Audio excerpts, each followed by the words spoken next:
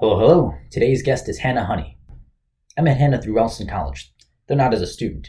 She was the chef at the inn that we were staying at, where she made the most delectable meals I've ever had the privilege to enjoy. Before Ralston, my meals pretty much exclusively consisted of eggs, chicken, and rice, with no salt, no spice, or anything else added.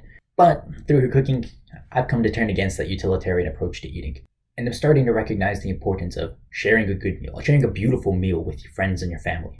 That might be the most important lesson that I took away from Ralston. I just wish I appreciated it more in those moments. But with all of that said, I'm Alzi, and I hope you enjoy. I think the best podcasts are always ones that are entirely casual, they're just good conversations. If I'm asking you preordained questions, then we'll go somewhere in a conversation and then we'll just reset, and we'll go somewhere and reset, and it's not as productive as starting somewhere and just seeing where it leads. It takes like an hour to an hour and a half to really get somewhere. But next time we should go for a walk and do this. yeah, we could. It's logistically stuff like that's hard. Very hard with the cameras. Well, yeah, the cameras too, but even with the mics, you kind of have to always have a mind of where the mic is on, I guess, on your collar or something like that. But otherwise, it's in a pocket and you're getting a bunch of ruffling and stuff in the background. It can be done. That's not a bad idea. I mean, I've been trying to figure out, trying to come up with ideas of how to differentiate my podcast from other people's. I like to go to churches and maybe museums, stuff like that, have podcasts there. One of my goals, maybe by the end of the year, we'll see, is run from Savannah, Georgia to Charlotte, North Carolina. Maybe like podcasts along the way, something like that, over the course of a couple of days. While you're running, or do a podcast? Yeah. Okay. Go 50 miles, stop for the day, do a podcast, and then keep going the next day. Something like that. There was I went to a pub crawl, my first pub crawl, Okay. when I couldn't drink actually. Nice. So my mom was visiting, and I thought it would be fun to do a tour, one of the tours. I didn't realize it was a pub crawl until it was too late. Yeah. Oh, wow, it's recent then. And anyways, we met this guy who had ran from New York to Savannah. Wow. And was going down to Florida. That's awesome. And then he was going back. One of my ideas is to go from the Atlantic to Pacific. That'll take a lot. That'll take a lot of planning and a lot of money and hotels and whatever. But I think it'd be cool. Do podcasts along the way, something like that. Yeah, you could camp if it's maybe more like spring, summer. The trouble with camping is that I have to have gear. Oh, And, yeah. I can't be run. That'll take a lot longer. It's more of a hike that way rather than You hire someone to carry your gear. in a car or whatever along the way. Yeah. I think it's just maybe. I mean, with hotels too, I'll still be having to deal with laundry. I'll still be having to deal with food. There's a whole lot of planning that'll go into it. I've found to do a little bit. Maybe like one side of Europe to the other side of Europe, something like that. And it's around the same distance, so. But that'll be even getting across borders and getting through language barriers. That'll be even more difficult. Do you want to run through mountains or would you stay in more flat areas? I wouldn't mind mountains. Another idea that I have when it comes to running is by the end of the year head out west and do one of the big races, one of the real, not just run a quarter-mile track, but a real ultramarathon. Those are expensive though. The entry fee is more than I have in my bank account right now for all of them. Oh, because they take care of all your needs. No, it's liabilities, and they don't want to get sued for some idiot coming in and dying of heat stroke in the desert. That's where a lot of them are. That would look pretty bad. Yes, it would. Those things are tough. I mean, they're 24 hours around a quarter-mile track is tough, but those things are another beast. But I'll get there one day, hopefully soon. We'll see what happens. Question. Answer. So to go back to what we were saying earlier, how's Savannah been? Savannah? It's alright. Yeah. It's growing on me now. Now? So it's Yeah. taking you this long to get? It took, how long have I been here? A year? A little over a year? Mm-hmm. 15, 16 months, something like that. Mm-hmm. Why? Why is it taking so long to grow in? I'm just not a city person, and this is not a big city. Okay. But I live in the city Sure. part of Savannah. Coming from small town Macon, Mhm. South Carolina, Savannah's awesome. I love big cities. I mean, I don't now having traveled to just about all the big cities in America, at least. I've come to dislike them, but I really like Savannah. I think it's probably the perfect size. Yeah, I mean, it is for a city, like this historic area, it is very nice and quaint, and you can walk around, there's lots of trees. Right. That there is a forested element to Savannah, which is very rare. Charleston has some of it. I was surprised. I was visiting Charleston this weekend.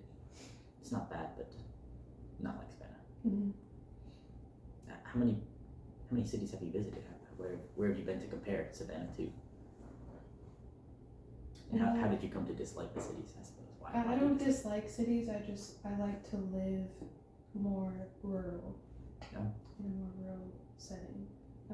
What type of setting did you grow up in? Well, I guess I grew up in the suburbs for the first 10 years of my life. Is that in Washington? In California. In California. Okay.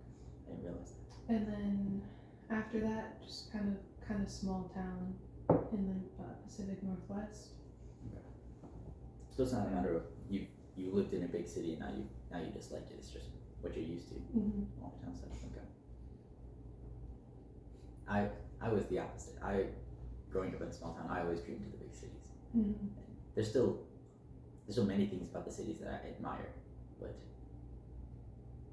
I need to be able to breathe. I need to be able to breathe fresh air. The pollution is Yeah, always that's part always of it's gonna kill me. And all the litter and trash, and there's always a dirtiness to it, and parking is always abysmal, and it's annoying to get around. And if I like to have a kid one day, hopefully many kids. Mm-hmm. And you can't raise a kid in a city. Oh, you can. You can. Why do you say that? I mean, You can do it millions poorly. of people do it. Oh, sure. Alright. It's a different type of jungle Why do you say that? living in the big city. As opposed to the Amazon? I wouldn't recommend raising a kid in the Amazon either. Okay, yeah. Well, unless you live in that climate and you're used to it. I don't know, it just depends on your perspective.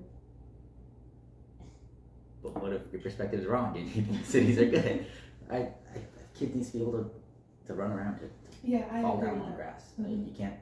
You can't really make many mistakes in a city. Because if you make a mistake, then you're hit by a car. Or you make a mistake and you fall and you break your arm. Mm-hmm. You can bypass all of that if you just give them a field to run in.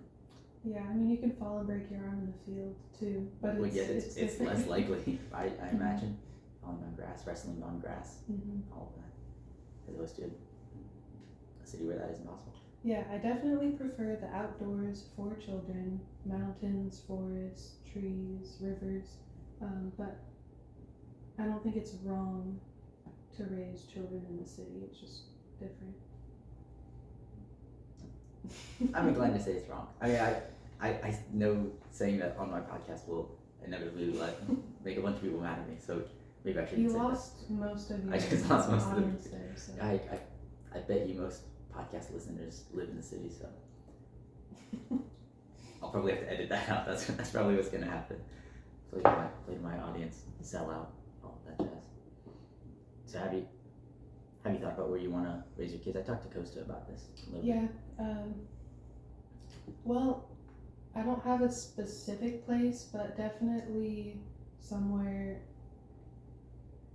close to the forest, close to a body of water, so that they Savannah's can. not good enough then? I mean, no, I mean Savannah's good enough. I just don't know the outer areas well enough yet. You ever been to Tybee Island yet? I have. Oh. Mhm. There you go. Do you like it? What do you think? I do. I like Tybee. It gets very crowded with people. Sure. Which I'm not used to, but I could get used to. Okay. So California beaches, I imagine they're more crowded Oh, with people. Yeah, I'm thinking of Washington. Washington. Mm-hmm. Those beaches It's are easy. cold and It's- miserable. Well, I mean, they're cold, but they're not miserable. They're beautiful. Yeah. Rocky. When I was It's really easy to just kind of go off on a little path and find some secluded area and hang out there. on the beach specifically. On the beach, yeah. Okay, cool. But it's not like a sandy beach where you lay down Oh, your towel. Sure. Do you like to go swimming in the Pacific Northwest then? I wouldn't say swimming, but just jumping in and getting out. Okay. Why? Just because it's so Because cold? it's really cold. Yeah, I can barely stand some of the water here, especially as it gets closer to the winter time. Mm-hmm. I went with Allie a couple times, and she grew up on Galveston Island in Right. Texas, so she was in the ocean. She was basically born and raised in the ocean, Mm-hmm. so she could handle the cold no problem. I probably only visited the ocean like twice in my life before the age of 20, Really? something Well, like that. Maybe that's a bit of an exaggeration, Is but probably Aiken not. that far from the coast? It's not. You just didn't go We just often. never went to the family. Our family we're never beach people, I guess. Mm-hmm. It's a shame. I love the beach now. Now I love. Gotta find your beach people. What do you mean by beach people? People where you can go and hang out at the beach? Yep. I suppose.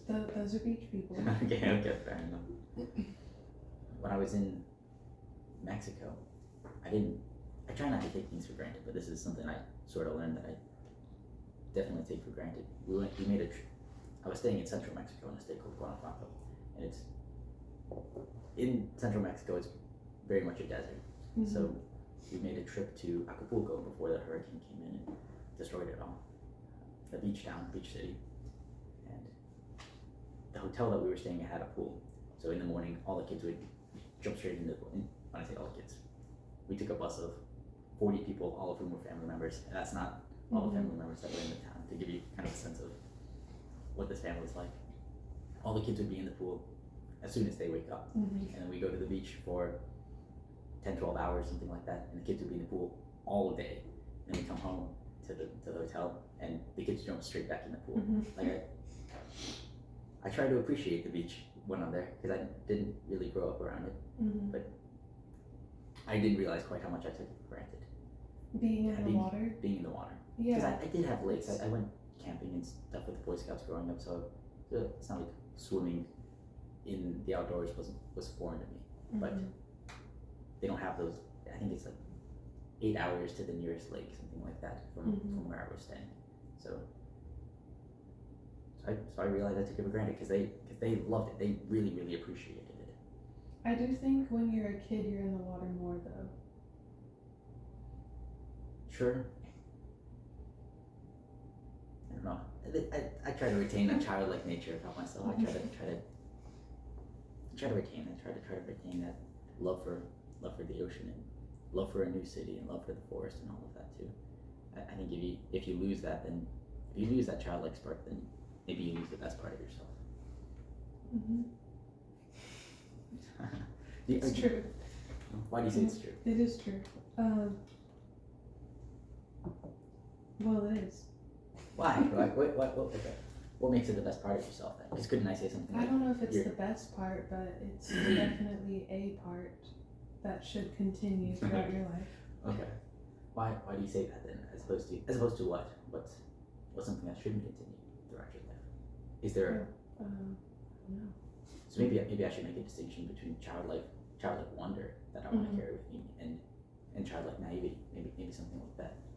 Maybe you have to make that distinction as to figuring out what it is you want to carry with you. Mm-hmm. That's an reason. I'm kind of thinking on the fly here, I suppose. Yeah, I mean, you reach a certain age where you can't be naive anymore. Some people continue to be, but I mean, you can carry that wonder with you throughout your life. Yeah, that's probably a good thing to do. Is there any way in which you personally try to carry that with you? No. No, you just let your childlike nature die. No, it's not dead. It just comes out when it's time to come out. When I was in Mexico, most recently. We made another trip to a beach. Not Acapulco, to a different beach. But on the way back, we were watching some.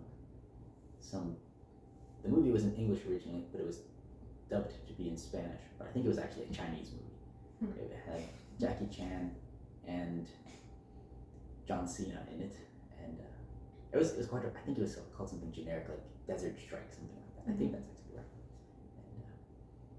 And It was dubbed in Spanish. yes, Okay. yeah. So Spanish voice actors speaking whenever someone would open their mouth. Mm-hmm. The movie was kind of the plot was a little convoluted at first. It seemed and sort of generic, but the action scenes were phenomenal, and the way John Cena and Jackie Chan, their characters, interacted with kids, I thought was so remarkable. It's first, as far as I can tell, maybe you'll disagree with this. It doesn't seem like we respect kids at all in modern cinema. Mm-hmm. They're all, if they're seen at all, they're always brats. They're always awful. Mm-hmm. But John Cena's character and Jackie Chan's character, they were playing with kids and making them laugh and giving them high fives and whatnot. And John Cena was acting. They both were acting like monkeys and playing with them. Mm-hmm. So they were retaining this childlike nature even into adulthood. Mm-hmm. So they're all serious and they go out and do their missions and fight and all that. So they have that adult nature about them. But they also retain that childlike wonder and then use that to put in this movie. Use that to play with the kids. Although I'm pretty sure those kids were not actors. It very much seemed like they just set up a bunch of They were They just were like the Middle being East. themselves. right. Mhm. So just grab a bunch of 20 Arabic kids in the town and just set John Cena and Jackie Chan in front of him and let them play with the kids and got them to laugh and whatnot. That was really awesome to see. See, because like I said, you don't see kids depicted well in modern cinema, at least as far as I can tell. Does that seem reasonable? I would say yes, but I don't know if I keep up with modern cinema enough to agree Okay. with that. Okay. Why? We've talked about movies a bit before, haven't we? We've talked about movies. Right. Yeah. Does that seem reasonable? Older cinema too, or indie cinema or anything like that? Is that maybe it is modern cinema? Maybe it's cinema in general. How often do you see kids depicted in movies? 50% of the time. 50%? You think so? 70%. I'm just throwing out numbers. Okay. But I What was guess the last movie I watched? it's been a while since I've seen. That might have been the last movie I saw. Dubbed Chinese movie with English actors. It was a cool movie too, because I don't know if you've seen any Jackie Chan fight scenes before, but they're just unbelievable. They're so funny. It's not quite long takes, but they're longer sequences than just the crappy shaky cam that Jason Bourne has corrupted the entirety of cinema with since Jason Bourne came out. There's the final fight scene was this, or for Jackie Chan was this. He was on some sort of rope that was stringing him up and down off of this giant apparatus. He had this massive tube that spewed a bunch of foam everywhere. So he was fighting in this massive foam pit, basically, jumping around off a wall and whatnot. It was just, I just couldn't believe it. I couldn't believe that movie was even made. I don't know the last time an action sequence was made like that. I mean, Well, when did it come out? I think it was pretty recent. I think it was like 2021 or something. Something very recent. They said it was a Chinese film, so maybe this was their attempt to try and put themselves on the world stage with world action movies and cash in on what Disney's been doing and whatnot. But I just can't believe it. So you said you haven't seen many movies as of late, or at least implied that. As of late, no. Any particular reason why? Just doing other things. Doing that? Okay, so it's not. You don't think there's something with the state of modern cinema or anything? Mm-hmm. But at the very least, it's not catching your eye enough. It's not. Curious as to why. Because I kind of noticed that too. It's just, I see most movies come out and I just don't care. Mm-hmm. And I think it's just a personal thing for me. I'd rather be doing other things. you don't necessarily denote that you don't think there's any marked difference about modern cinema as opposed to, cinema from 5 years ago? Say if you Oh, were from watching 5 years ago? things Give me a couple examples. of movies that came out 5 years ago. Movies that And today. 5 years ago was what, 2018? So I don't know. I think around. I'm gonna get all of these years wrong, but that's probably when some of the new Star Wars were coming out, and Okay, the end of I saw those. the end of the blockbusters, like the Marvel movies. Baby Driver came out around that time. Right.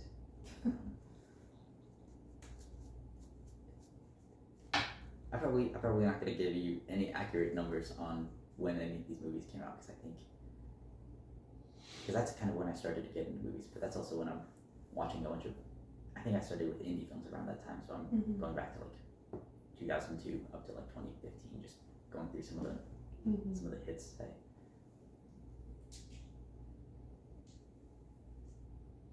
But I was also watching blockbusters. I think Deadpool came around that time too. Oh yeah. Nothing. Not my area of expertise. No. You ever watch blockbusters then? I do sometimes. So I know you're older than I am. Do you? I'm ancient. not that ancient, no. But so you've been into movies longer than I have. So I'm just curious. Did you ever trace?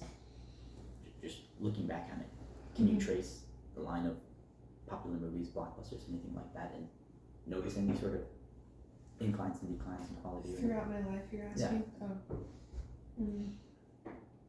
Because sometimes, like, whenever I try to think back to politics from 10 years ago, like, I didn't even have a brain then. Or movies from 5 years ago, I'm barely able to recall what's going on really well. So I guess one thing that comes to mind is the speed of modern movies. okay, They generally, the scenes cut a lot more quickly. the pace is much faster. Yeah. And that typically annoys me. really annoys you. Why does it? Well, I know it's supposed to hold people's attention because everyone wants to move faster now, but for me it seems like it's moving so quickly you can't grab onto anything and form a relationship with it. I think this was on the way to Acapulco, maybe on the way back, but I watched a dubbed version of Despicable Me, or Despicable Me 2, I think. Which one is that? That's the one with the Sounds Minions. familiar. The Minions, the yellow guys in overalls. There's no way you don't know what the Minions are. They're freaking I everywhere. don't think I know. Maybe I would recognize an image of them. My phone is recording, so I won't be able to pull one out. That's really too bad. The guy in a black jacket, he's big on top, and then he has these tiny little chicken legs on the bottom. The long nose, he's voiced by Steve Carell. And then to hear a dubbed copy of Steve Carell was really bad to listen to in Spanish. So, my Spanish was worse whenever I was listening to that. So I understood what was going on because I had seen the movie before, but it definitely there was definitely an extra barrier between me and the movie.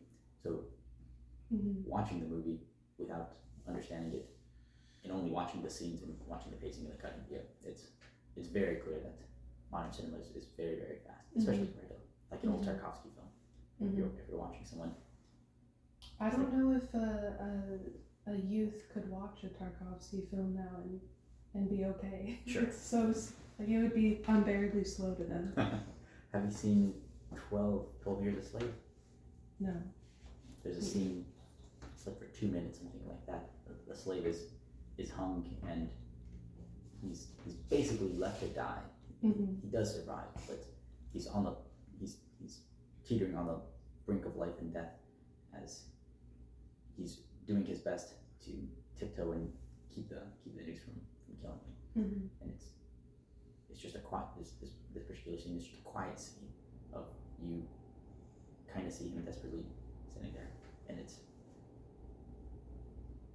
I remember when I was watching it, there was someone who I was watching it with got very uncomfortable after about 30 seconds.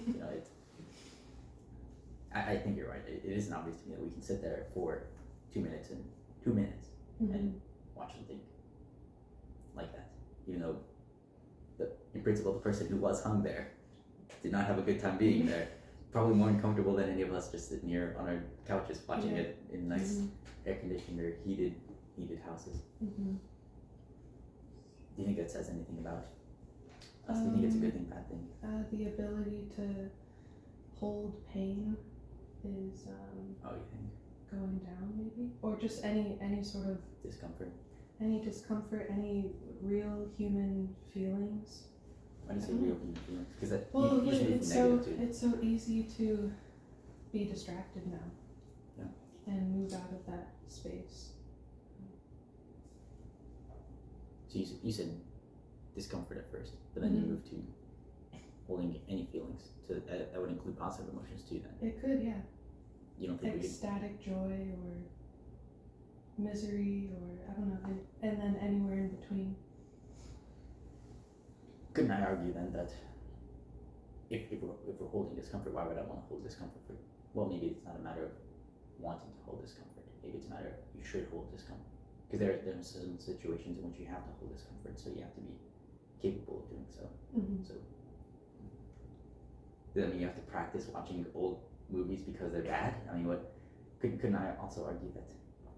I'm kind of just jumping from thought to thought here. I'm sorry. Mm-hmm. Could I also argue that there's something good about something engrossing about watching an old Tarkovsky film? That it should be able to Oh, yeah. capture us. Mm-hmm. I think so. But if we don't have the patience for it, then couldn't I say Tarkovsky's just not good enough? No, No? I think you need to practice patience. Sure. How do you practice patience? Just by doing it. Just by turning your phone off, say? Well, that would be probably the first step. Sure. Not having it with you all the time. Have you seen any of the old French New Wave cinema? Any of those movies? Which one? Which ones? I don't think I can give you a single answer or director off the top of my head. I should be able to look them up, and I'll probably practice putting a graphic on screen. I'll probably show some of them. Mm-hmm. Okay, let's see the chart. Right here, that's the chart. I think Godard, Jean-Luc Godard, I think he's one of the standard Mm-hmm. French directors from that time. I'm not going to be able to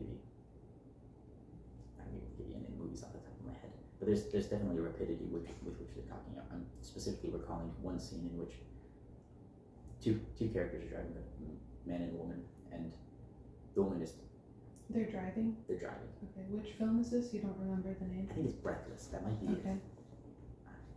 It might not be. I'm sorry, but the two characters are driving. Camera's just focused on her the whole time because the man is driving. She's in the passenger seat, Mm-hmm. and they're having a conversation, but it's only cutting to the parts in which she's talking.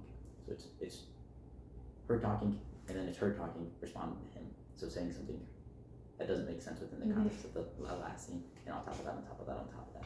So there comes this increase with the rapidity in which we're moving along to maybe to the important parts, but there's definitely an aesthetic to it. It's more of an emphasis on the aesthetic, not necessarily on the content of exactly what she's saying. We're just kind of getting a feel for, oh, you're driving with a pretty girl, and she's saying we're having a conversation, and she's saying things, something like that. There's a romantic element to that. You're with her, and she's saying things in that particular scene. And I hope I'm doing a good job of articulating that scene to you, and hopefully everyone else. I can see it in my mind. So you have seen the film? I don't know if I have seen Breathless. I just started yelling into the microphone. No. Okay. It's It's the fridge. fridge or something Yeah, like the that. fridge. I You're have fine. seen the film. I don't know if I can recall the exact scene that you're talking about, but I'm imagining it in my mind. The scene where someone's murdered too. There's it's really, you could say it's poorly edited, but people aren't idiots. That one thing that kind of bugs me when people talk about old cinema is that they just didn't understand it, and now we do, so now we make better stuff. As if modern cinema can compare to the heights of, say, Tarkovsky or even Godard, Bergman, or any of the other great masters. I was going somewhere with that. Hold on. Okay, so you were trying to explain the scene of the woman answering, It's creating an aesthetic. Right, there's more of a feeling to it, but there's something else I was bringing in. Let's wait for it. Let's wait for it. Yeah, I guess we gotta have patience, right? That's the patience of my audience. see what happens. Talking about good art. Like I said, I totally lost it. There's no way it's gonna come back. Well, we were talking about speed. As opposed to a Tchaikovsky, which is drawn out slower. Some of those things are 2.5, 3 hours. I think Andrei Rublev's 3 hours, 15 minutes with an interlude in between after 3. Have you seen Andrei Rublev before? No, that's maybe my favorite movie of all time. It's about an old Russian icon painter. It's a miracle that movie was produced in the Soviet Union. Tchaikovsky kind of got fed up towards the end of his career with the censorship that was going on, but it's not. I mean, it's a religious film in that the main character is religious and he's an icon painter, but the ideas presented, the things that he's wrestling with, maybe you could say they're theological, but anyone even devoid of a Christian context can absolutely understand exactly everything that's going on. But it's long and it tests you, and maybe we should do something like bring back interludes. But it seems like whenever someone, if I tell you that, oh, you should watch this movie, you ask how long it is, and I say it's 3 hours, you're just gonna groan. I think that's the I reaction. mean, I wouldn't personally, but are you saying most people would? Right? They don't have the time for that. It's not. They're too busy doing what? Scrolling on their phones, something like that. Yeah, that's a shame. But I guess, do we say to each their own? Should I criticize my entire audience who's probably scrolling on their phones? There's no way I should upload this. I feel like I'm just insulting everyone who listens to this. Maybe they need to be insulted. Maybe. Yeah, I mean, do you get a sense in which though people don't like the fact that they don't have the attention span to sit there through Tchaikovsky? Or they don't like the fact that they're always scrolling on their phones. Because when I talk to some people, Ari. Our age. Yeah, sorry. You seem a lot younger than you are. So. I'm just very immature. That's not what I meant. Some of them justify to themselves and say, yeah, I am being productive whenever I'm scrolling aimlessly on YouTube or whatever. And then some will say, yeah, I should not be doing this, and I wish I wasn't, and I wish I knew what to read. Like that's one thing I often find myself. I'll go off on a rant on Herodotus or something I like wish that. I knew what to read. Is their That's something- response? Well, I kind of As made a couple in, jumps as in a there. book? Right. People want to know what to do instead. I think that's what you should be saying. We shouldn't be chastising my audience. We should say, here's some better things you should do. Make a better argument. Say you should go read, and here's some of the great things you should read. Instead, here's some of the better movies that it's totally worth it if you go sit down and sit through a Tchaikovsky film. So they can't find the thing that they want to read or see. It's not. I don't know if it's a matter of. Maybe it's a matter of can't find, but I also think they just don't know where to start. I mean, You just gotta start though. I Sure. mean, my immediate thought was just go to a bookstore, look or see what calls to you, or library. Yeah. See what jumps out. Maybe you don't have access to a library. There's ebooks and stuff online. Which is, I've been using this Broward County library card that you can apply for anywhere, at least in the States. You can apply from anywhere, get, and then use their entire ebook and audiobook catalog on an app called Libby. So I've been using that a bunch to listen to a bunch of audiobooks. Right, I've used that as well. Oh, really? Mhm. That's that. Yeah, so it's not that the content is not there. Right, and you can go on the Gutenberg Press and find the ebooks online of all of the greatest works that I've ever been read. So it's not a matter of being unable to access it. I think it's a real testament to how poor our education is, given that we don't Do you know anyone who's read Plato outside of our Ralston cohort? I'd never read Plato before Ralston, and I read some. Right. I read some things. I don't think I know anyone personally who's read Plato. I also don't know if anyone who, well, maybe I shouldn't say that. Anyone who wants to. I just don't think people know why it's important to read, know why it's important until they come into contact with someone who has read and then they're floored or whatever. But we don't do a good job of articulating why it's important to elevate yourself with great books or great cinema, great music. Okay, I think the roots of our discontent are something like we don't believe in beauty anymore. We don't believe in anything higher. When beauty's in the eye of the beholder, then my pop music is equivalent to that of Miles Davis or Bach or whoever. We don't have to challenge ourselves to appreciate something difficult because there's no actual value in it. I can just go watch pop music, which is insofar as there is value in it, of equivalent value as a Chopin or whatever. I think that's the root of it all.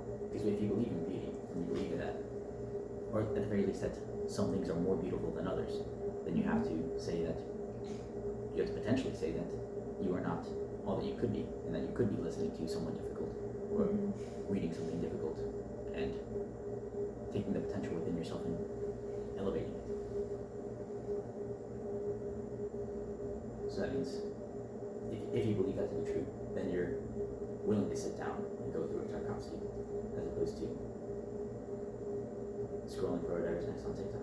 Because if there's no such thing as value, if there's no such thing as beauty, if it is not true that some things are better than others, then why not spend my time scrolling aimlessly?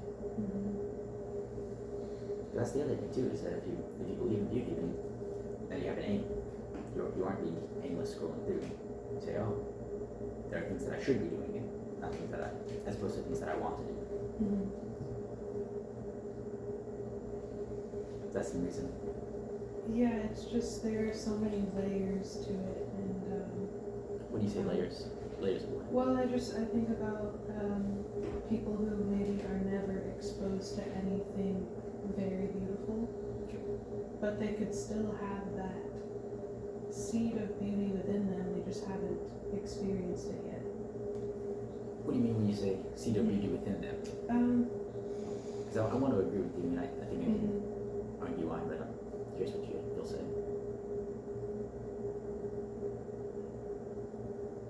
I don't know, it's complicated. What if you grow up and your environment is just people scrolling on phones? Sure. You don't even know that beauty exists. That there is another life. So, on my road trip, I visited some family up in Washington State, Washington. And this is family that I met 10 plus years ago, so I don't really have much memory of them. I was able to talk to my great-grandmother, and she and her husband's not super cognizant anymore. They worked as migrant workers for a long time. My great-grandfather, her husband, it was and is illiterate. So they worked as migrant workers. Eventually they did come to own their own farm and hired on migrant workers as well. But talking to her, she said that even the notion of the life outside of farming, that was totally non-existent to her. Which is why I think I was pointing towards earlier a failure in our education, because I've been leaning more towards thinking about how I want to raise my kids, potential kids one day, and I've been leaning more towards homeschooling. But an argument against homeschooling is that you can go to school and learn the things that my kid can go to school and learn the things that I can't teach them. So if I'm illiterate, then I would hope that I can send there's a school available that I can send my kid to so that they can learn to read. So I think it's a failure in our education if you go to school and you get through it thinking that the only thing available to you, the only avenue towards a higher life, if you even believe that it's a higher life, even knowing that there's a higher life out there, I lost the sentence, so I'm gonna say this incorrectly. But you weren't taught it in school. You weren't taught that there is something higher out there. So maybe the root of our discontent is the lack of belief in beauty, but that's a consequence of poor education system. I think they're related, maybe not in consequence of, but well, what's the goal of our education system? Produce factory workers. Yeah. It's not like. So here's something I sort of realized a couple months ago. Is that why don't we teach our kids ethics? Say for example, it is obvious to me that we teach our kids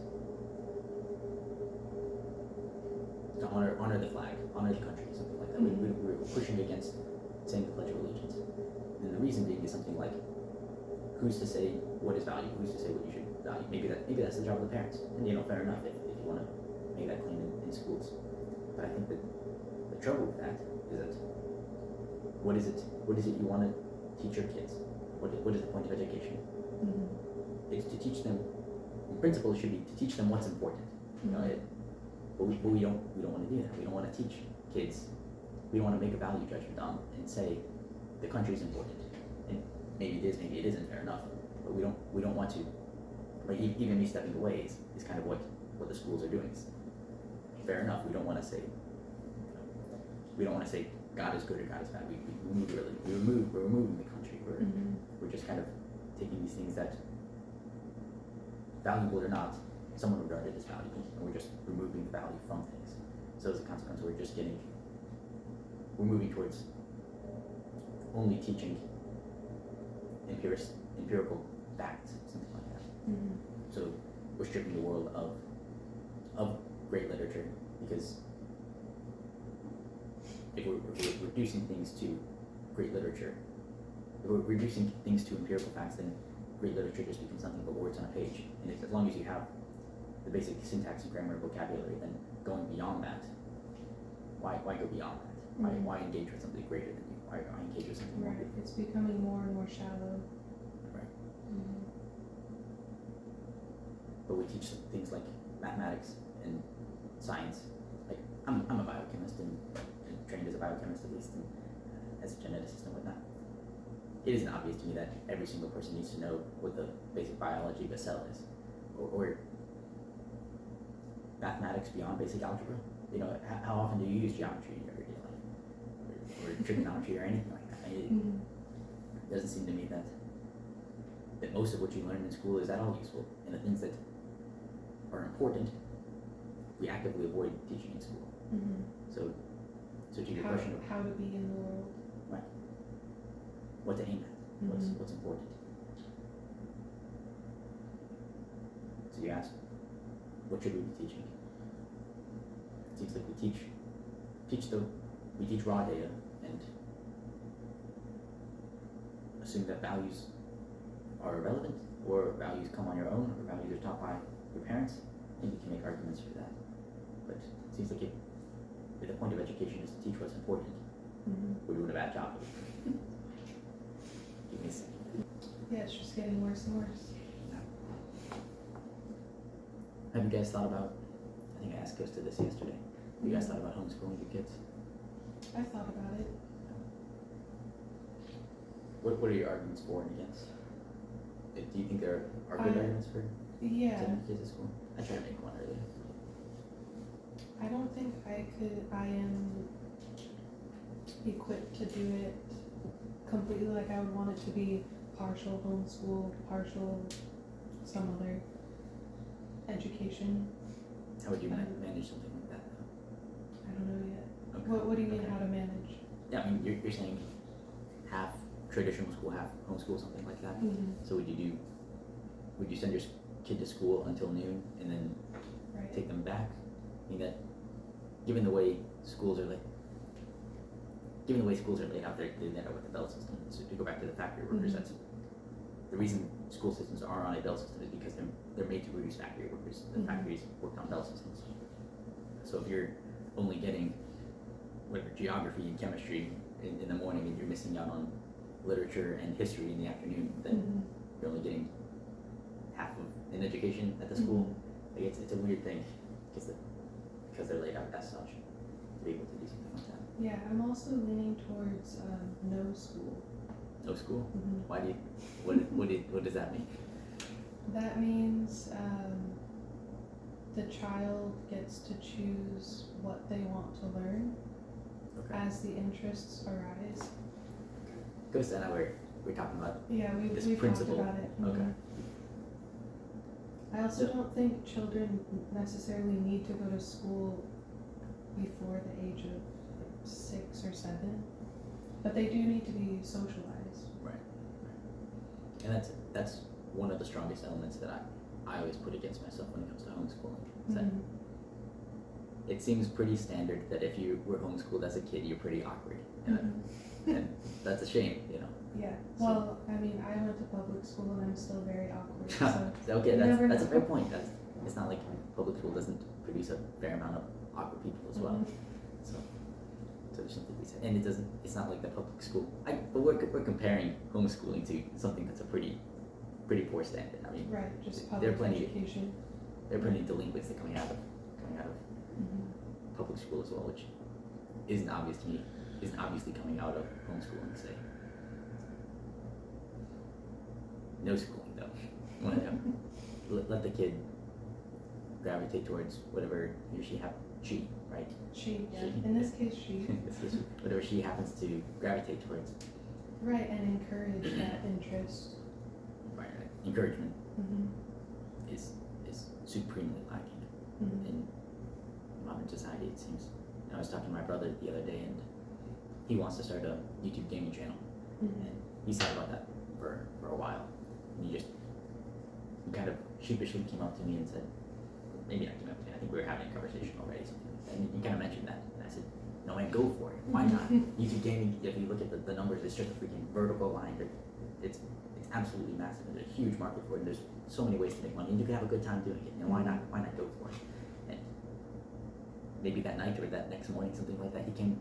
We were talking the next day, and he bought some sort of recording chip, whatever particular bit of hardware he needed in order to record properly and not lose frame rates and stuff like that on his computer. It took one little conversation, and now he's pursuing it. And we don't encourage people. No.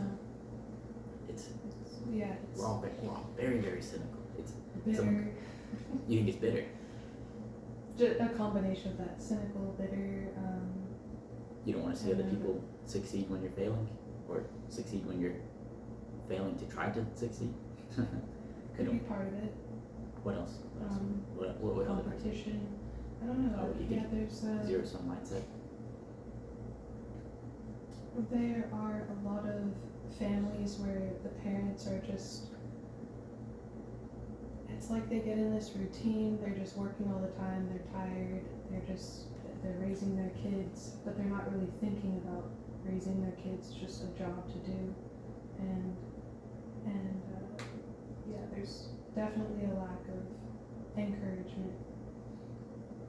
Specifically with a parent towards their kids, so to bring it back to the kids thing.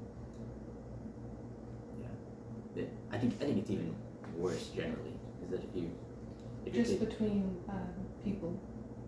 no, I was going to specifically okay. go to the kids market.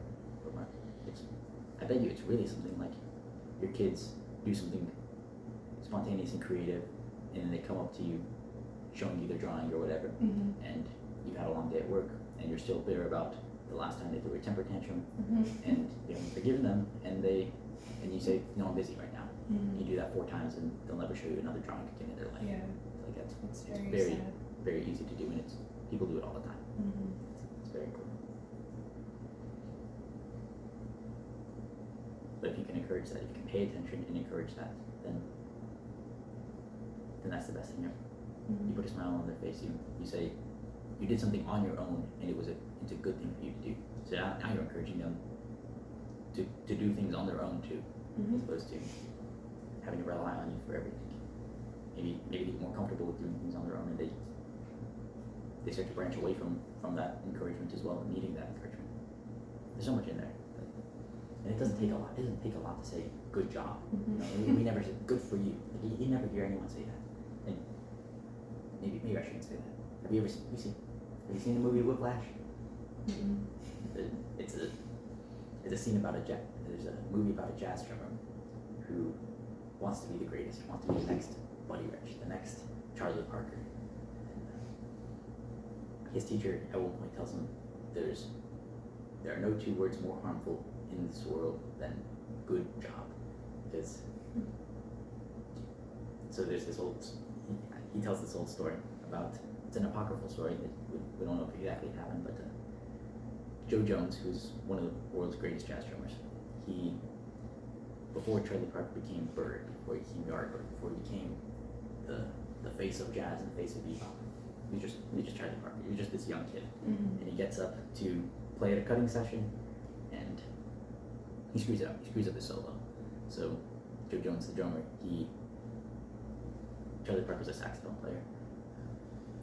Joe Jones throws a cymbal at his head, almost decapitates him, and Charlie Parker goes home, probably cries himself to sleep, but he gets up the next day and he practices. Mhm. Because it wasn't good enough, and he practices. It wasn't good enough to be good enough to be Bird, to be one of the greatest jazz musicians who's ever lived. If Joe Jones just said, "Good job," Mhm. then no Charlie Parker, no icon of jazz. Yeah, I mean that's the other side of it too. When you're, You don't want to encourage bad behavior. You don't want to. well, not bad behavior, but if you're, it's almost like if someone tells you you can't do something, you want to do it even more. It's like it's encouraging to want to overcome. To prove them wrong. Yeah. Right. Mm-hmm. And it's a when done well, it's a challenge. Mhm. It wasn't good enough, and I know you're capable of more. So go do it. So go be better, Mhm. rather than saying, "Good job." That was it. So encouragement. You can do it badly, and you can do it well. Mm-hmm. But when it's done well, then you turn them into a monster, and that's a good thing. I use monsters as comfort.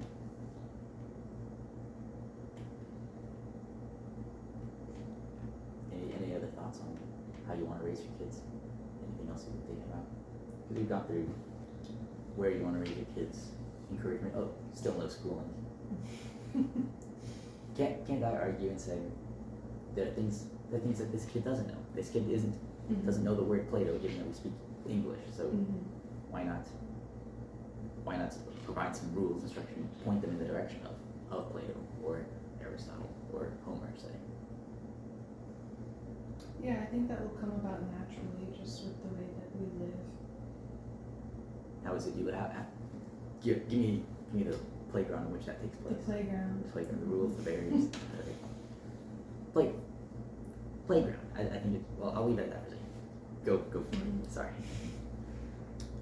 Do you mind opening that door Yeah, for a few minutes? sure. Is it too cold?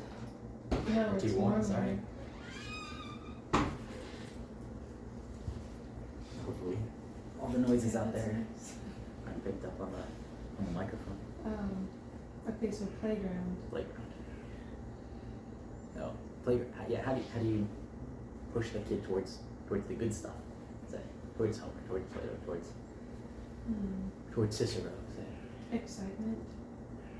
you have to show excitement so they can image it. Okay, so that's a subtle way of getting it done. Yeah, if you're Yeah, because learning shouldn't be something so serious or hard. It should be exciting. You should be curious about it. I mean, you typically learn better when you're having fun learning. if you show an interest in it, you're gonna want to do it. So if you're gonna want to learn, then it's just positive feedback loop of learning and having a good time while you're learning, and then wanting to do more of it, and then you become a monster because you enjoy learning. In Greek, in ancient Greek, the word for child is pes, and the word for play is pezo, so they're related, and the word for teach is pedevo. So teach, play, and child are all Mhm. etymologically related. It's just implicit within the language that Mhm. those things are related to. So I don't know if that came through when I said the word playground, but that's probably the best form of getting your kid to learn is Mhm. letting them play, letting them. Yeah, I think this goes back to Yeah, yeah, the childlike state of wonder you were talking about earlier. Sure. That if you're learning, wonder seems like it's a good prerequisite, a prerequisite for good learning. Mhm. So if there is that childlike wonder about you, and then you take that with you when you learn, then you're, maybe that means you're playing with it. If you have that wonder about you, Mhm. that's the reason. That's a good way to bring that back in.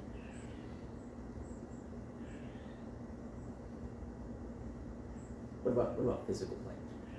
Because to bring back in necessity for grass and stumbling around and whatnot, I mean, it seems rough and tumble play, like figuring out how to move your fingers and where not to poke your eyes, say, or in the mouth. Yeah, I think that's why it's important not to go to school too early where you have to sit in a desk all Oh, day. sure. It's I mean, first you need to explore the physical world, your body, how to interact in the world. Right.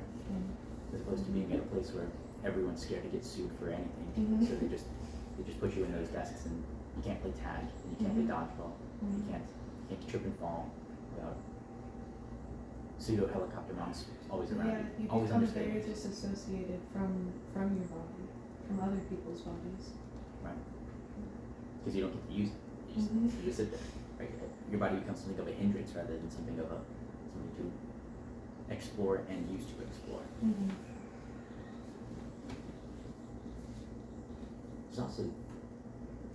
It also seems like it's a good thing to go run around and explore. Like if you're in a school, then you're always under surveillance. Mm-hmm. Even, especially within classes, but then even in between classes, when you're in the halls, say, you're always expected to stand in the line and be quiet and not do anything that is remotely akin to what a child does. Mm-hmm. Right? When I was in Colorado, I was talking with Brad. He's been a teacher for a while.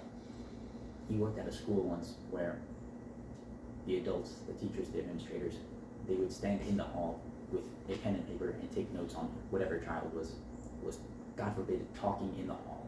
Mm-hmm. What What age is this? middle school to high school. Yeah. When I But was with still, I mean, you can't talk in the hall because you're just walking by. no, that's too much out of line. God forbid you have a conversation with a friend. Mm-hmm. God forbid you have a conversation. I mean, with an enemy, with someone you disagree with. Like it just seems like what on earth are you doing to your children when you send them to a place like that? When you do that to a child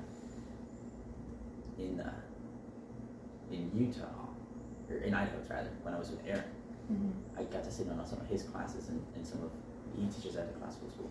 Some of his classes and some of his coworkers' classes as well.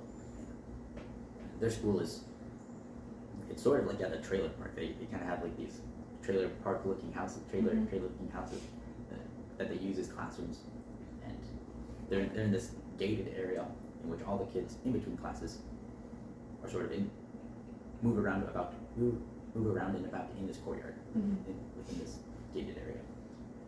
It was amazing to see because all of those kids were laughing and talking and throwing around football, and all the teachers just let that happen. Like it was so great to see. All those kids were rosy cheeked and young and full of energy. Like that. I've never seen that before. And shouldn't I see that everywhere? Shouldn't I see kids running around everywhere? You don't really see that in the States. I saw that more in Mexico. I know it's deteriorating in Mexico too, but like kids were way more common in Mexico than they were here, let alone happy kids. Well, it's a happier culture in general. You think so? Mexico? Oh yeah. So you spent some time in Mexico. Was that in Chiapas? In Chiapas and also where were we? Chiapas is southern Mexico. Right. We spent time in Chiapas and near Puerto Vallarta, Nayarit, I think is the state. That's in the north, right? It's kind of, yeah, north central, west coast. Okay, right. Mm-hmm. So what do you make of, what have you learned from Mexico as when comparing it to the United States? Well, I mean, there's no comparing. It's completely different What, over there. how much money did the people you were staying with have? That's a way to start first, I suppose, compared to the United States, the standard of living there. Yeah, 'Cause they're higher up probably areas. probably less than the poorest class here, but they're Sure. still enjoying life. I noticed that Mhm. down there too. That when the family got together, which is at the very least, some people would be together every single night. Mhm. Then you have a quinceañera, and Mhm. we were in an area of like 3 dozen people, probably in an area no bigger than that wall, that far wall to this wall, maybe a little bigger, but Mhm. a lot of people in that Mhm. area, and the amount of laughter, like full hearty laughter, that we have to. Here in the States, we have to go pay someone to make us laugh that hard. We have to go to see a comedian. Mhm. It was unbelievable to see. I've never seen anything Mhm. outside of going to a comedy show. I've never seen that much laughter in such a small concentrated area. So you said happier there. What? How else? So I guess I just put that in your mouth, talking about my own experience. What else have you noticed about Mexican culture that makes them happier? Say. Well, the values are different. I don't think there's as much emphasis on being successful. It's more about family, enjoying life. Successful, defined here in the States, Right. assuming as making money, defined as making money. Mhm. Getting to the top. But I did notice that to some degree down there, that parents were proud of their kids whenever when they were becoming a nurse or Mhm. working at a university or whatever, and going to university for that matter too. There was a pride, I don't want to say prideful element, but they were proud of their kids when that happened. Mhm. So I don't want to dismiss it and say like it wasn't there. But there was also this element of it'd also be really great if they came home and Yeah, I don't think to that this town. like becoming a nurse, it doesn't come at the expense of the family. Right. So when it comes to values, say it's a matter of the family comes first, Mhm. and then the job will come second. Mhm. Maybe that means when the sacrifices are made, we put the family first as opposed to the career first. Yeah, and of course that varies from place to place. Sure. And it'll Just vary like family to anywhere. family, right. And it's not like there isn't that to some degree in the United States. There are some the more conservative families that would do that, but Mhm. I've met very few, I suppose, that would encourage something like that. What else makes them happy? So you said the values. What else? What else? One thing I noticed. Go ahead. I'm just thinking back to my time there. How long did you spend there? 7 months. 7 months. Mhm. So a while, yeah.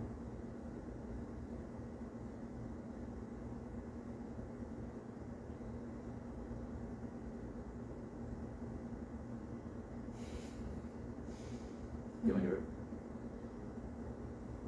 I don't know, I think just letting things be. Living in the moment. Think so? Mhm. As opposed to here in the States? Constantly having to fix things, solve the problem, move on to the next issue. Do you have an example of that? What that would look Mm. like?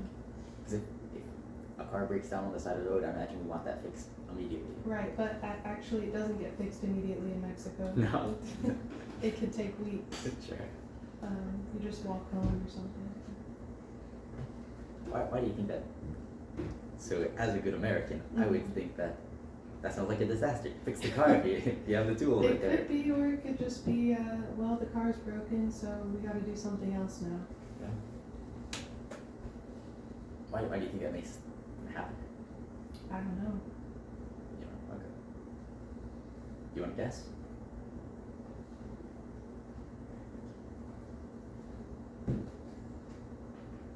Well, I mean, it's. I think it comes back to seeing things as a problem versus this is something that is happening. It could get better, or it just is what is happening.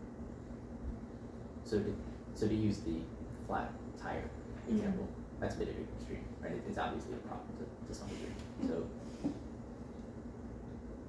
is there an example where you think that it's a problem where it's how it has to be? If there's anything you can think of that you've seen? Here? No, in Mexico, Oh, in where they Mexico. regard it as, okay, that's all Yeah, I right. mean, there are times where the whole village comes together to Yeah. repair a tire. You've noticed that? You've seen that? Mm-hmm. That's awesome. Yeah, I think generally if we see someone like that, It's someone else's problem. right, Yeah. I don't, at the very least, I don't want to make that my problem. Mhm. Do you think there's also a sense in which we're also scared to interact with the other people here, strangers here? There is that. Do you think it's something like, Well, I mean, think about how the kids are raised. They can't talk to each other in the hallway. oh, sure. So, And so some of it's, you're more comfortable just scrolling on your phone Jesus. rather than No, you're right. I mean, if going you up want, to someone who's obviously having a hard time. if the only time you can interact with a kid is the 30 minutes you get at recess and dying, Mhm. then of course you're going to be antisocial because you never socialize with anyone in your life other than through a phone, say. Mhm. That's a very good point as well. Because the argument against homeschooling is that you get to socialize your kids at public school, but it's not like that's a fair point. They get 30 minutes of social time at school, Mhm. so it probably doesn't even take much to socialize them. It's just a matter of putting some effort to bring them to soccer practice or whatever. Yeah, I mean, you don't have to create this artificial environment for the child to learn to socialize. I mean, they imitate you from the day that they're born. Would you raise your kids in a place with neighbors? With neighbors. I know you guys. Yeah, tend to- everywhere there are neighbors, Okay. even if the neighbors are like 20 minutes away. Okay, you think so? Um, Because I grew up where I had neighbors that we would play with almost every day across the street for Mhm. several years, handful of years. And I think that was very good for me. Mhm. Because you could just go outside, knock on their door, and Yeah. Mhm. do you want to go play? But you said 20 minutes. I mean, is that you're saying 20 minutes in my car? You still think that's too much? Is it good to have Neighbors. neighbors? We'll qualify as a neighbor if you neighbors. want. If you want to live 20 minutes away, and is that 20 minutes by car? By car, yeah. Because then that still puts the problem of you have to ask your parents to play. Why can't? In principle, I think Well, it was you much don't better have if they could to, do yeah. that on their own, Mhm. rather than going through the hurdle of maybe you guys are busy, but Mhm. also the hurdle of I should be able to go and learn to be independent, to play with and socialize on my own. And because if I have to drive that 20 minutes, then you're probably more likely as a parent.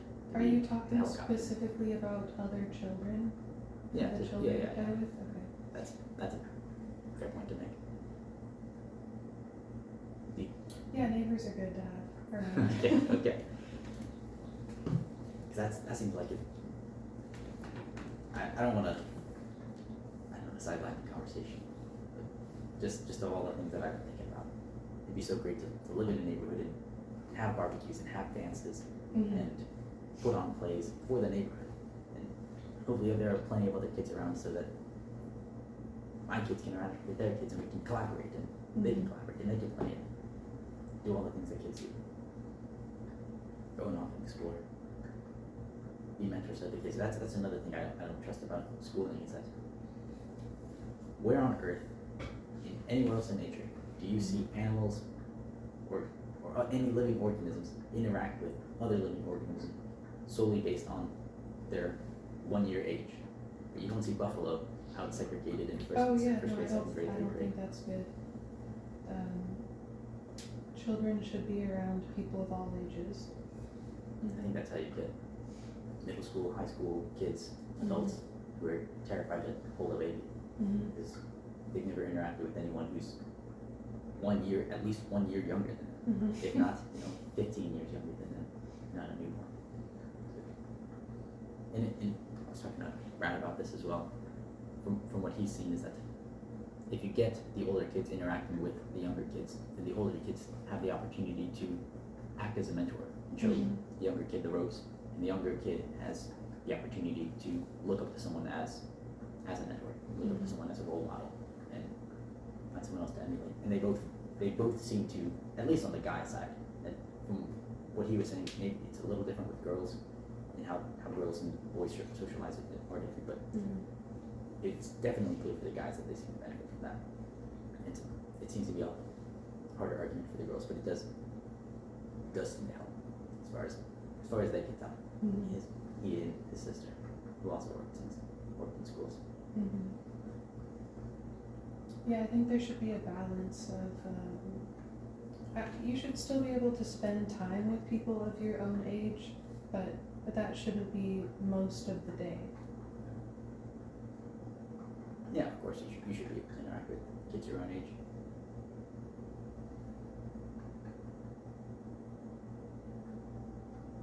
Yeah, it just doesn't seem to me to be a given that would be a good thing.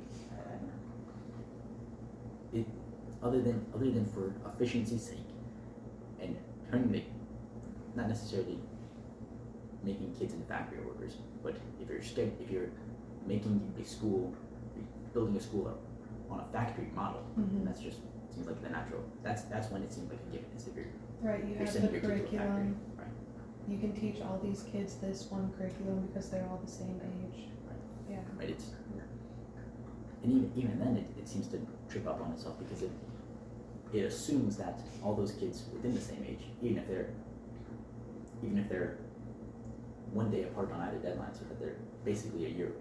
One can be a year older than 364 days. 64 Sorry, 364 days older than the other one. We're assuming that their cognitive capacities are also the same too. At best you're teaching to the median.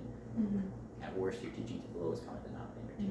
And you're holding kids back and pushing some kids too far, and it just. That's why I keep leaning towards homeschooling. It's like if you have a mother there who knows their kid inside and out, then they're gonna be able to teach and accommodate the kid to what's best.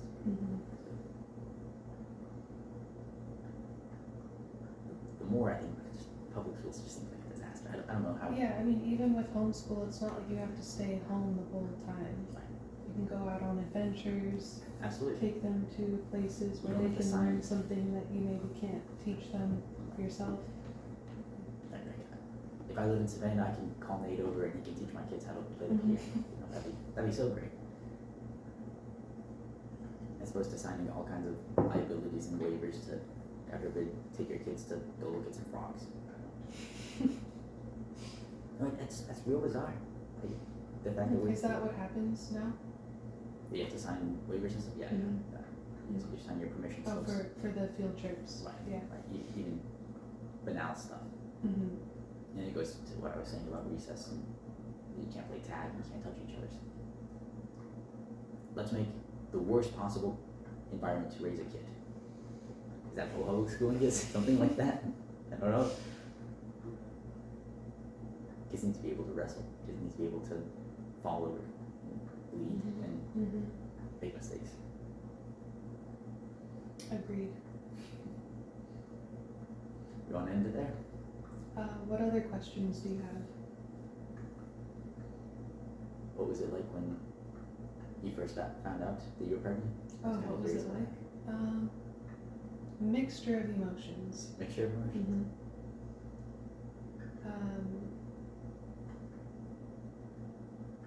Confusion, nervousness, but also a sense of this is what's right. Yeah. Because I imagine a lot of girls, when they get pregnant, especially for the first time, the immediate, especially if it's an accident Mm-hmm. in outside marriage, then their immediate reaction is probably fear. I would say that that's very common. Sure. Mm-hmm. That probably develops into love over time. Mm-hmm. But I bet it oftentimes doesn't display it, especially if you're young, and especially if it's out of wedlock. Mm-hmm. So part of what I kind of want to do with this podcast is talk to young women and young mothers in particular, and try to figure out exactly what goes on when it comes to getting pregnant, being pregnant, childbirth, and having a kid. Because it seems to me that all we ever hear about having a kid is something like it's difficult to do if you want to do it, and it does so. It's increasingly so over time. Mm-hmm. Having the kid, being pregnant, means you're nothing but a hormonal disaster, and childbirth itself is just an awful experience, very painful and all of that. Wow, that sounds like a lot of terrible things. And then having a kid means you don't get to sleep, and they're a brat, and you hate them, and you hate yourself, and it seems like a disaster. That's the way it seems to me that having a kid is framed in our society nowadays. How it is framed by people you talk to, or just By people in the media, by people in movies, Mhm. and people I talk to. Yeah. Yeah. I mean, whenever I talk to college age girls, kids my age, they're always terrified of it. Mhm. So it's not a matter of, it's not necessarily how this particular girl and I interact, and that's the impression I get. Mhm. She's picked that up from thinking that she hasn't had to give before. She's picked that up from the culture at large, the society at large as well. Yeah, I would say that's true. When I think back to when I was younger, I never wanted kids. Pregnancy didn't seem like a great thing to go through. Right. But experiencing it now, it's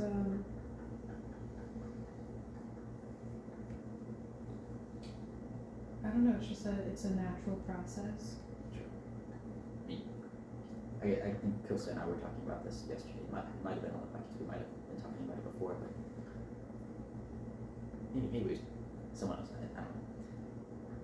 Your as woman, as female human, your body Mm-hmm.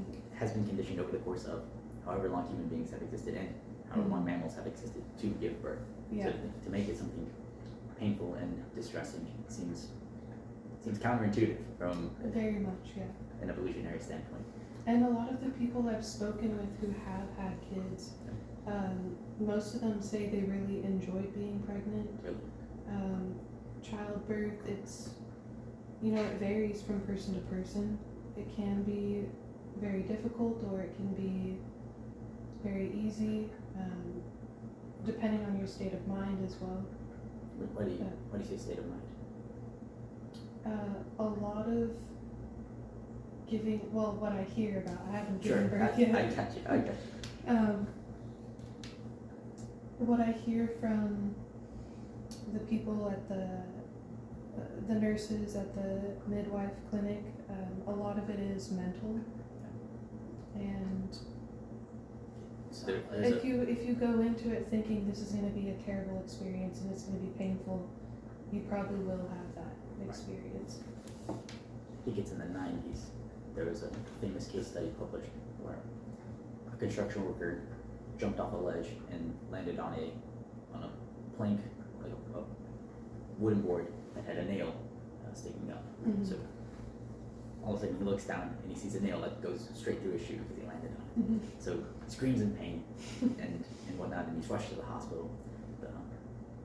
When he's rushed in, the doctors managed to they'll usually cut the shoe off, Mhm. and they found that the nail went straight between rather Right. his toes. So it didn't actually Didn't actually pierce pierce it. him. Mhm. But at looking at it, Mhm. then your brain goes, I should be in a lot of pain. I should get out of this situation Yeah. right now, so that I'm safe and secure and can go on to make more children, etc. and survive. Mhm. But actually, he was fine. Mhm. So there's a whole lot of psychology around how you create your perceptions, pain, in particular. I think it takes something like 2 seconds for your brain to sense something that happens to your foot. Like it takes 2 seconds from the impulses from your toes to reach your brain. But you feel whenever you see yourself stub your toe, you feel pain automatically because your brain sees it and knows that it has to feel pain. So what I've often found is that it's often good to recognize that beforehand, and then once I do stub my toe, I say, okay, the pain that I'm feeling isn't actually real because it hasn't been the 2 seconds yet. So I should take my time and figure out, okay, my toes are not broken, there's no blood, I'm probably fine. You know, and I often find that helps to diminish the pain significantly. Oh yeah. Just recognizing that. So it's interesting that that's also the case with who you've talked to about pregnancy. Is that there's a lot of, if you expect it to be awful, it's going to be awful. And maybe saying something like, expecting it to be good doesn't necessarily guarantee that it's going to be good, but it's a lot more likely than expecting it to be bad. Anything else you've been thinking about with your pregnancy, say? I mean, how have you, can I ask how your pregnancy been so far? It's been good. Yeah. It's, you're due in 6 weeks, or 4 weeks? 4 1 month, weeks. right? Nothing unexpected, nothing One out of the thing ordinary. that's quite noticeable is I've become much more relaxed. Really? So it's, you're not getting nervous, you're not getting antsy or anything. Wow. Why? Why? Because at the very least, I would have expected you to get more nervous. So Yeah, well, I'm a naturally kind of nervous person, and so maybe it's a biological thing, but I'm just aware that there's another human being inside of me, and so learning to let go of stress so that it doesn't affect her negatively. Yeah. That's an important thing. Stress is kind of like a weird thing for human beings, paramount among them, paramount among the animal kingdom. Let's take something out of a neuroscientist, Robert Sapolsky's book. When a zebra feels stressed, generally it's something like, holy cow, there's a lion chasing me right now it's and I'm running about to away. die. In human beings, when we feel stressed, it's generally, I'm thinking about my place in the universe in the middle of the night, and I think myself into an ulcer, a hole in my stomach. Yeah, that's the stress that we feel. But it's good that you're able to calm all those things, because your brain has your mind has a real effect on your body, and it's naive to think that also doesn't affect your child as Right. well. So so then I have to ask, how do you manage to be calm, especially if you're predisposed to being a nervous person already? Right. How do I manage to do it? I mean, I don't always manage to do it, Of course. but You said you're becoming increasingly more calm. mhm. So what's the difference between now and before? I guess now I just prioritize it more. Keep on, sorry. I mean, breathing helps. What type of breathing exercises do you do? I just breathe. Breathe, okay. As opposed to Yeah. not breathing. It doesn't, I think people get wrapped up in these, oh, it's gotta be this perfect breathing exercise and then that leads to more stress. Sure. Just take a breath and then go from there. Okay, that's a good way to think about it. Is the more you start to, like if I'm poking at you and asking for specifics about how exactly you de-stress, then everyone who's listening to this is going to be thinking about it, and that just makes me sure that you're not doing it correctly. And what happens when you notice yourself that you're not doing it correctly? So that's probably the best advice that you could get, is that just breathe. Just and don't worry about the specifics of the routines and whatnot, because then you get way too much in your head about it. I had something else to say, unfortunately I forgot about stress and your baby, but I got hooked on the fact that you said don't worry about it.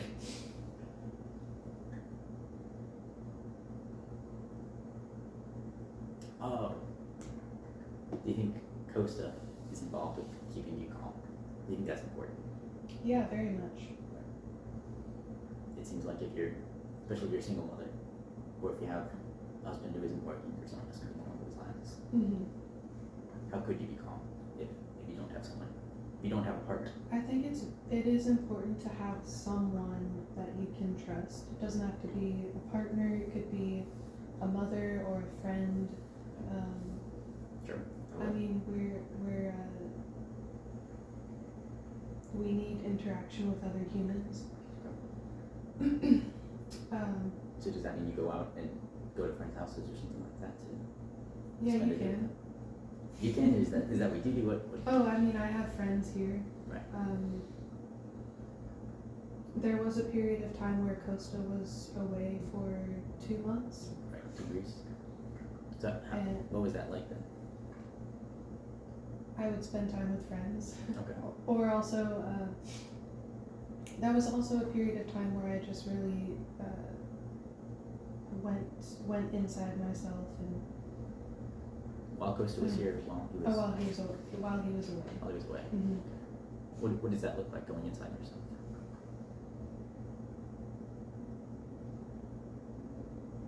Taking care of myself, breathing, Okay. reading, just What do you read? many different things. Like, does that mean like romance novels? Does that No. mean? Yeah, my that has- go-to.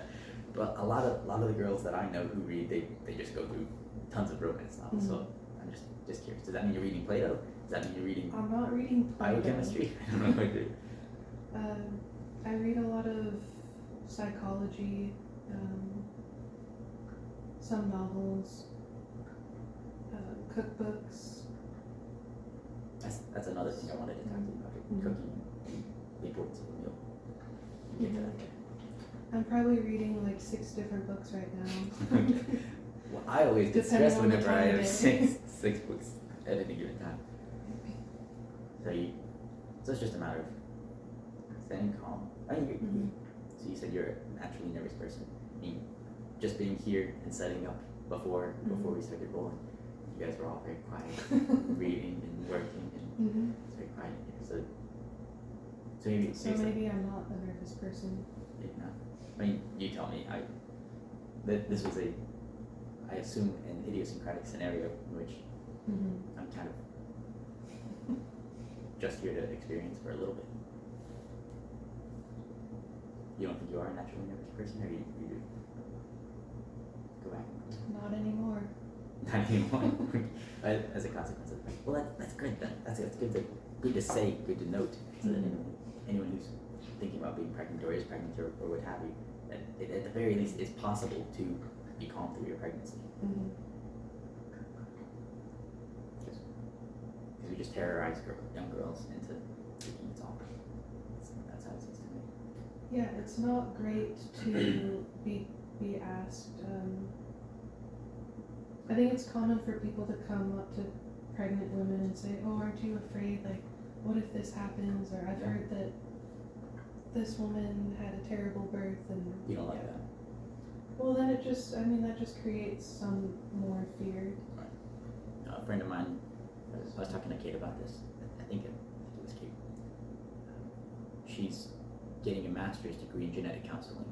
So she is inundated all the time with birth defects. Like that's her job is to figure out what can go wrong in a pregnancy, and that's done a lot to scare her from wanting to be a mother, say, or at least wanting to get pregnant, say. So yeah, I can absolutely see how that becomes problematic. Say when you're constantly told here are all the things that can go wrong, and that just stresses you out, and you have to plan contingencies and worry about all of that. But it's good to hear you're all calm. Anything else that's been on your mind when it comes to pregnancy? Anything that you've any of the negative stuff that you've heard about in the media, say, and it is actually true, or any positive stuff in the media, if there's anything else. Can you make an argument against what we've been saying, that it's all nice and harmonious? I mean, it's not all nice. It is. Your body is different. It's harder to do things you were once able to do physically. You mean like lift objects? Yeah, lifting, just moving around throughout the day. Just You're 'cause- definitely more tired. Okay. I think I'm gonna get this number wrong. I think a pregnancy costs 50,000 calories, something like that. So that's a lot. You know, that's a whole lot. Mm-hmm. It's not like, of course it's gonna be tiring. That's a 6-mile run every single day. Every single day, 50 days. 1,000 calories, 6-mile run. Wow, I didn't realize it was that much. Right. Now it makes sense. Yes. Yeah, so it's difficult if you have a very physical job to keep up with that. But I've been very lucky to have a supportive team of people around me. Yeah, your job, cooking. Yeah. Mm-hmm. How are they supportive? How does that work out? What does that look like? They carry things for me. Okay, They so cook for me. they just do your job for Do you. my job. They don't make me feel like I'm useless. Really? Mm-hmm. Okay. Which could be, I can see that being an issue with many women. You know, if you have a job where you're relied upon and then all of a sudden you can't do that anymore, it can be difficult. Sure. So that assumes that people like to be helpful, that people like to be nice to one another, that they like to be responsible. And then once you take that away from them, Mm-hmm. then they don't like that. Mm-hmm. And so when I was talking to Kate, she said that, like, just as a little bit of a side, Mm-hmm. she said that the culture of Greece in treating pregnant women was very different from how they treat pregnant women in America. She was treated like a princess. People were offering to drive her around and all kinds of things. But I also kind of noticed, maybe I shouldn't say this because I'm sure she'll listen to this, but I also kind of noticed that whenever I tried to, whenever I would ask her if she was doing all right, like if we were on a hike or something like that, she would almost kind of get annoyed at that. Mm-hmm. So there does seem to be this balance where you try to be accommodating, but Right. you don't want to insult them at the same time. So is there a manner in which people around you at your work try to balance that? Or are there things that you notice about it, where they're doing the right thing, they're doing the wrong thing? When do they push that button too far, etc.? Yeah, I think it goes for both sides. You have to be willing to accept help,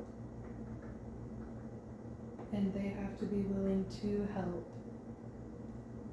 I don't know. It's a balance. Is there an example when maybe I shouldn't ask this, but you don't have to say it then if you want to. Is there an example in which someone at your one of your coworkers, someone at your work, went too far, and now you got a little annoyed because they took responsibility away from you, something that you could do? Maybe that's the line. If you can do it, then you should be allowed to do it. If you can't do it because it's harder now, then someone should accommodate you. Does that seem like a reasonable criteria? No, that's pretty reasonable. Okay. I mean, it's a matter of how well do you know yourself, I suppose, especially as you're changing. So it can be a little finicky, but I guess that would be the criteria. So you don't have to give an example then. I won't let you throw anyone under the bus. I can't think of any specific examples right now, but they've all been good. I think, like, personally, over time, I've kind of let go of having to be the responsible one all the time. At your work specifically. Yeah. You're like the head chef, right? Not anymore. Not anymore, really. But as a consequence of pregnancy, or they did hire someone Right, else? because I won't be able to. Because you're gonna be cooking. are you gonna go on maternity leave? I I suppose. am. Okay. So that means you can like transition with someone else, teaching I them have been. teaching them your It's ways. been a great experience. Yeah. Mm-hmm. Teaching someone. No, they're teaching me. Oh, they're teaching. Really? So what does that look like? What do you mean? Did they hire someone on like real professional chef? I don't know. They did. Okay. Yeah, and I'm actually. You're a professional chef, so I don't know. I'm kind of sad that I won't get to work with them and learn from them right now, but I think I will when I come back. So you're a very good chef. So what does it look like if they're better than you, if they're teaching you stuff? Well, they are professionally trained, Okay. so they just have more skills than I do. What's an example of that? I only ever make eggs, rice, and chicken Okay. and plain stuff. So Um, this is like a whole new world for me. I don't know anything about what's a good culinary. example? Writers. Like, Writers? Yeah, like who is the best writer? What is it? What To does you. it mean to write? Writer. Oh, writer, author Mhm. type of. Who's the best writer? Mm-hmm. Probably John the Evangelist, maybe Homer. Okay, and then who's a average writer? I like Tolstoy a lot. There's always something Tolstoy is average to you? compared to the heights of Plato, say. Okay, Yeah. so that's like me in this position. Okay. There's always someone who will be better than you at Sure. something. Sure. But do you have an example of something they taught you, for example? Oh, something they taught me. Yeah. Like what does it look like to be a better chef than another person? Much more organized. Okay. It's not really related to the act of cooking necessarily, it's just running a kitchen. Sure. So a matter of efficiency, you said organization, probably Mhm. delegating. Mm-hmm, yeah, all those things. Okay. So then, when it comes to the taste of the food, Yeah. better or worse than you? What do you think? Maybe I shouldn't ask you that. Well, Maybe they'll listen. it depends on who's eating. You know, Who's eating? everyone, Depends on everyone who's has the a critic. different palate. You think so? Yeah. But I've tried his food already and it's very good. Cool. Mm-hmm. So one thing I've been thinking about when it comes to raising my kids Mm-hmm. is having at least one meal a week where I invite all the family and friends that I have in town and all the neighbors over to have Mhm. a big proper meal, or Mhm. big dinner. It seems like it's so important and it's dying. Mm-hmm. Because no one has time for that anymore. Yeah, it goes back to They're what too we were busy saying earlier, just right? scrolling on They're their too busy. phones. They're too busy wasting time, so they don't have time for that anymore. That's probably true. They're too busy wasting time. So that's a very important part for you. Once a week, Yeah, I think getting Like together having- with family and friends. Right. Mm-hmm. every day, just about every day, at the very least for dinner, a proper meal with the family. Mm-hmm. But then once a week, everyone who's in town, the neighbors, whoever I can get together to sit down. Probably just in terms of efficiency, make it just a Mexican meal.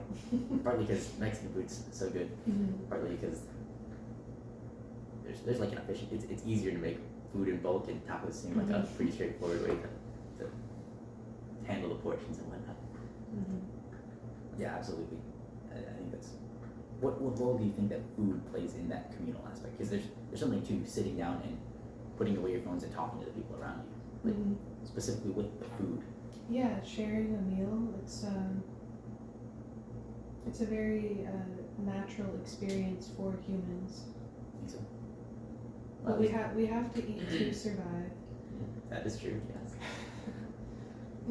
But there's something about sharing the meal together that makes it more sacred. It's not just like a practical thing you have to do every day. So if you're in a family, say, Mm-hmm. and you've delineated roles, Mm-hmm. then whoever brings in food has to come back and share it. And now you're doing something good for someone else. You're going to, you have a responsibility with that too. Mm-hmm. Especially if it comes to kids and they can't go hunter-gatherer for themselves, or don't know how to. What about with friends though? What about with neighbors? I mean, I guess you could say there's a reciprocal element to that too. So if I share with my neighbor, hopefully they'll share with me in the future. So you could say that there's a selfishness in it. Do you think that there's this, if I give to you, maybe you trust me more? What about enjoying a meal though? So in my quest to remove all flavor from my diet, chicken, rice, and eggs, what about that's wrong? What about, why should I care about making a good meal? Why should I care about making a tasty meal for myself? I mean, My doesn't friends that come back to beauty as well? Do you just Why is it want not hedonic pleasure though? That's it. Why is it? why can't it just be, I need food because I need to survive, and Are you asking me in general? yeah. Are you asking me or in general? Why can't we just eat this food to survive? Why does Yeah. it have to be good? Yeah, I mean, now that I'm kind of asking it out loud, it kind of seems dumb if you're if you're with friends. Because why would people come over if you're gonna have a bad meal? If yeah. it's just nutritious. It could be about the conversation. You know, they might be like, "Oh, he's really not a good cook. I like hanging out with him, so Sure. I'll eat this." I'll eat the bland chicken, the white rice. There's probably something to enjoying a meal with other people too, though. Mm-hmm. So that if you're sitting down and having a good time with everyone else, then is there anything better than that? I suppose. If you're sitting down, if you're having a good time with other people, so there's a shared element to it. Mm-hmm. Like if you're at a concert and you're enjoying the music with everyone else, or if you're dancing with someone else, Mm-hmm. It's a shared experience. it's a shared experience. Or you're having a good time and they're having a good time, but you're doing so together, and it becomes harmonious in that. Mm-hmm. manner. Yeah, so you should spice up your chicken. Well, if I'm alone, then there's no argument there. There's no harmony. I think there is a harmony because you can enjoy it more for yourself. If you spice it up. enjoyments for children. I don't need to enjoy it myself. I just You've lost the wonder.